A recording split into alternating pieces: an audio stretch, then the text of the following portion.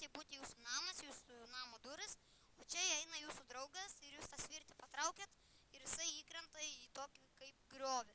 O jūs čia pasidarote kopėčias ir susirinkate visus aitimus. Taigi, ko mums reikės?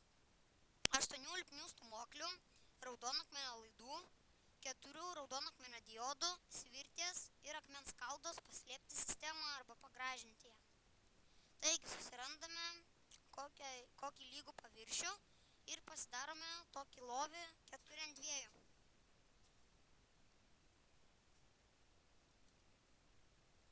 Štai įlipame į vidų, dedame lipnių stūmoklius, kad jie žiūrėtų jūs. Pasiėmame raudonakmenio diodą, dedame vieną, po to praleidžiame vieną langelį, dedame kitą. Tada pasiėmame redstone'ą ir dedame į tos tarpus, čia taip sujungiam. Na va, patikriname, ar veikia. Štai, viskas veikia puikiai.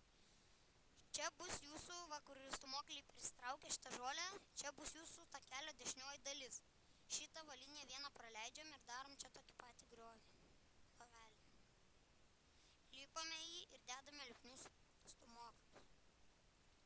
Pasiėmame raudonakmenio diodą, jį dedame taip pat kas antrą. Tada pasiėmame redstone'ą, viską sujungiame.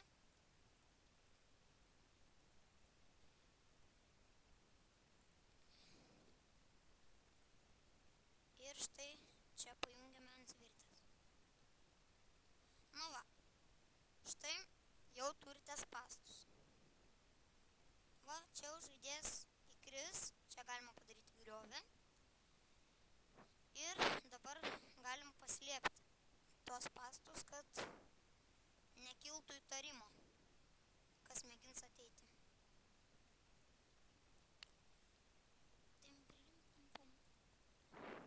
Šiaip šitie spąstai labai gerai tinka tokiuose kaip survival serveriuose.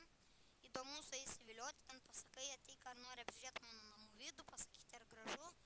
Na ir žmogus tiesiog eina, jūs pasakote, ateik čia, nuleidžiate svirtį ir jis tenai įkrenta ir jūs pasiėmat gerus, gal negerus aitimus. Štai paslėpsiu vieną pusę, na, o kitą jau tikrai patys mokėsite.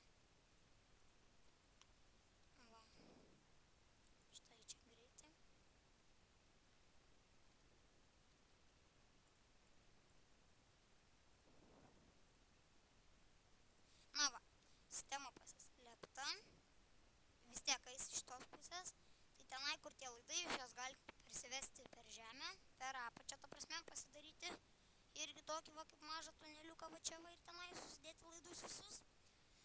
Taigi, vertinkit, prenumeruokit, komentuokit, sakykit, kas blogai, sakykit, kokių norit pamokų, gal filmų kokių, gal taip ten mapų kokių naujų. Taigi, iki pasimatymo.